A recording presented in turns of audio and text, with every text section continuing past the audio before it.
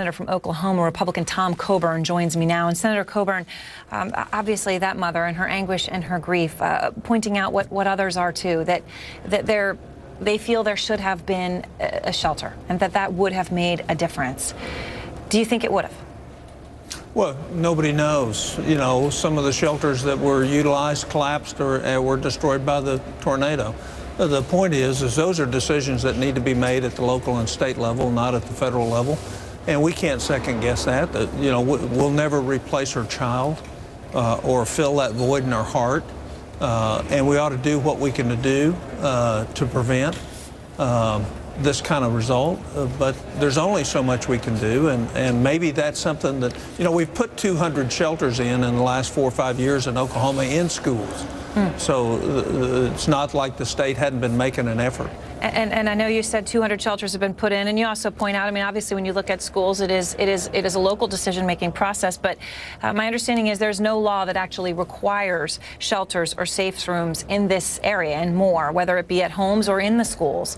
But, you know, of course, there was this horrible tragedy with those 7 children dying in their school that did not have a facility to protect them. Do you think there is a need for a law at a higher level to make sure that this happens so that we never have this kind of tragedy again, or at least you do the best you can to prevent it? Well, I think, first of all, I certainly don't think there should be a requirement of the federal law. It's none of our business. Second thing is Oklahomans aren't stupid. They'll fix this problem and they'll address it. You know, is the first thing we want to do from Washington is reach in and put our nose in areas. And I guarantee if we make a federal law requiring shelters in schools, they'll cost twice as what it would cost if Oklahoma decides to do it on its own. And they're doing it. I understand the distinction you're making between a federal decision and a state decision. But should there be a requirement? Because, yes, people are smart, but people also make decisions of, well, I have other ways to spend my money. I don't want to do this. But then when tragedy strikes, can be devastated. Well, it can be, but again, my answer is absolutely not at the federal level. You know, first of all, you're going to put one in every home, whether they have tornadoes or not. And what areas of Oklahoma hadn't ever experienced a tornado? You're going to do that in all those homes? I mean, you know, the fact is we have a lot of common sense in Oklahoma.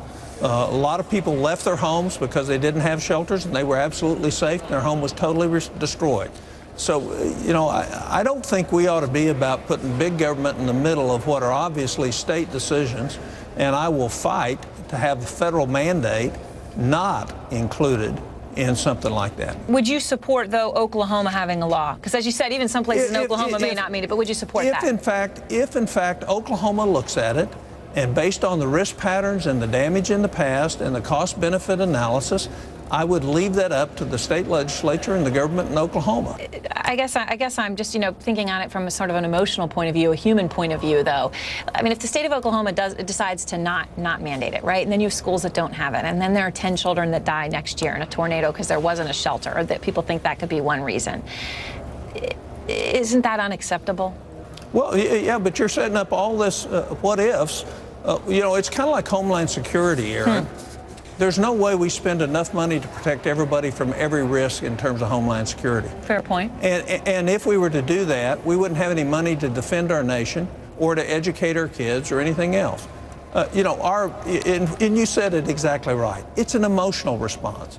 Let's do the clear-headed thinking about what is appropriate, what is cost-risk-based benefit for the citizens of Oklahoma, and let Oklahomans decide that. All right, well, thank you very much to Senator Coburn. Let us know what you think about his point of view there. Still